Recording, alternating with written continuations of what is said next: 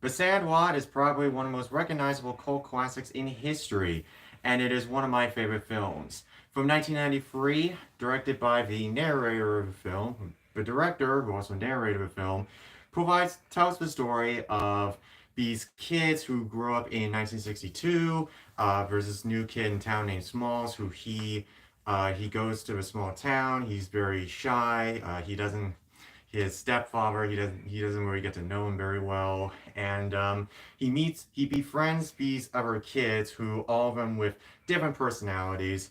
They hang out every summer at this place called the Sandlot, and that's pretty much where the story takes place. The whole movie, at first glance, the movie doesn't. You may not think that the movie has any real plot at first, but there comes a point in the movie where the main character Smalls. Thanks for joining. The main character Smalls. Hello. He he steals his stepdad's baseball that was autographed by legendary baseball player Babe Ruth, and then he gives it to his friends, and then they lose it over. But next door lives a giant dog that is referred to as the Beast. And what ends up happening is that the rest of the movie, they're trying to get the ball back. The reason why it's a big deal is because it wasn't his ball, it was his stepdad's ball. And if he doesn't get the ball back within a certain time frame, his dad's gonna punish him. And that's the rest of the movie. But we don't want to get too much away. I never seen this movie before. Literally my first Well, time you saw it watching in like pieces. I see bits and pieces, but I finally got to see the film, and I loved it. Yeah, I was. It's in my opinion, it's amazing. This is my 10th time watching it. It's amazing. First time watching it, I loved it right away. So definitely amazing. Yeah, each of the characters have different personalities, and they're all genuinely funny. There are these two brothers, one who's in love with a lifeguard, another one who is roughly around 17, but he's a very nice guy who includes anybody and everybody. He is easy to get along with. Then there's this one other guy who is very funny, always for one making not necessarily sarcastic remarks, but he's the one who's genuinely, I don't want to give too much away, but he's really funny. All of them are great characters. Even if you don't know their names right away, you know who they are based on their personalities. And that's what makes the movie so good. And another reason why I like it, the reason why I've always loved this movie, is that this is one of those family movies that's for everybody. A lot of family movies, and the reason why I'm not a big fan of the family genre, is because a vast majority of the family movies that exist, and it's a really sad number. This is a pretty good family friendly film. It's a really sad number. There's like several thousand. At least, I mean, there's several thousand. This is like the first time I'm seeing it. Plus, this is it's a cult classic. It's made from 1993. I was born from 1993, and I never got a chance to see it. I saw bits and pieces when I was there was but now I get a chance to see it. Awesome. A lot of family movies have this weird idea, but they have to stick to a demographic. There's a lot of good funny moments that I really liked about this film. Really they have to stick to a demographic of that I'm not gonna say. Of the younger crowd, and they're not really designed for all ages. This one is. You can think of it as like Somebody pointed out that it's basically a summertime version of a Christmas story. I've not seen Sandlot 1 a Christmas and 2. story. One second. I've not seen Sandlot 2 or 3 just yet. They do not exist. They do not exist. Do not go looking for them. I guarantee you, you will. My friend says never, Sandlot 2 never and watch 3 them. are not that good. Never watch them. I promise you. You will be sore. You will be sorry. I'm in all seriousness. People say that the first Sandlot movie. People say the first one is way better than the sequels. In all seriousness, 2 and 3. They don't have any of the original cast members. They're completely different movies. They have different characters, different plots. Don't bother. So I wish they can see if there was I don't mind the sequel. If they're gonna do that, they should have brought back the original characters growing up. You know what I mean? Mm-hmm. Yeah. With the different kind of little twisted plot a little bit. Yeah. They should have brought it back with the same characters, same cast members, with adults. See what they have. What the other guy who really liked in that scene.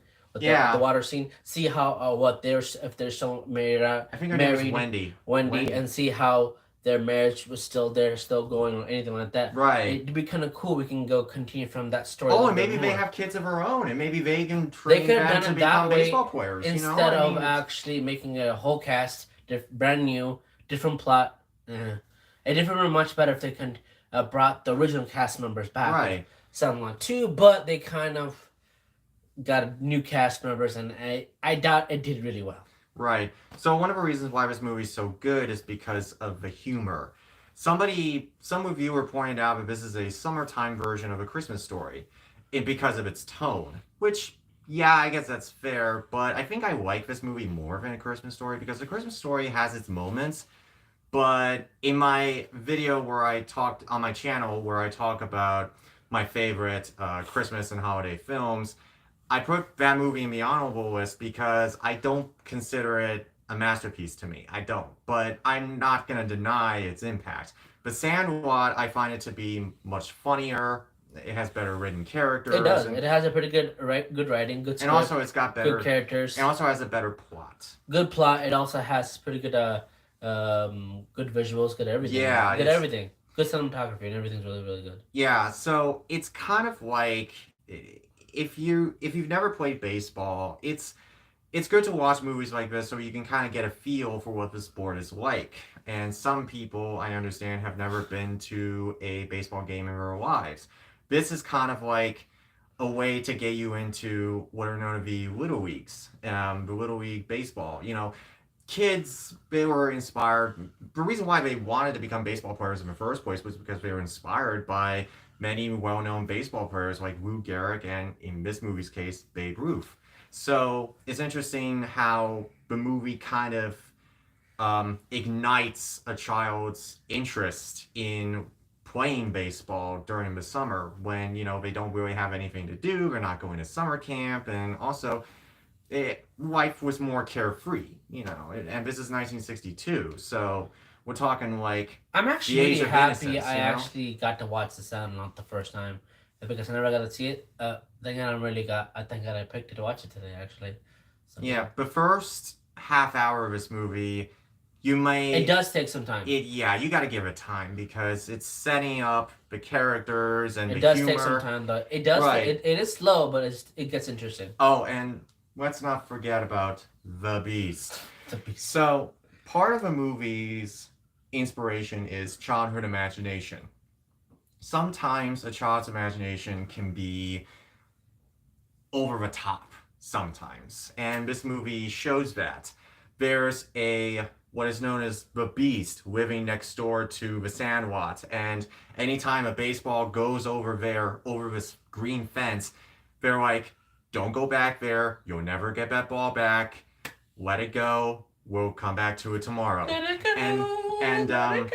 and Smalls doesn't understand why. And so in this really interesting scene, one of the funniest characters in the movie, who's in love with a lifeguard, he tells the story of the Beast, where he was fed these like large cow carcass things, and the owner was forced by the city to lock him up. When you watch the whole scene, you don't laugh your ass off on that scene. And he asks, how long do I have to keep him locked up? And the officers say, forever.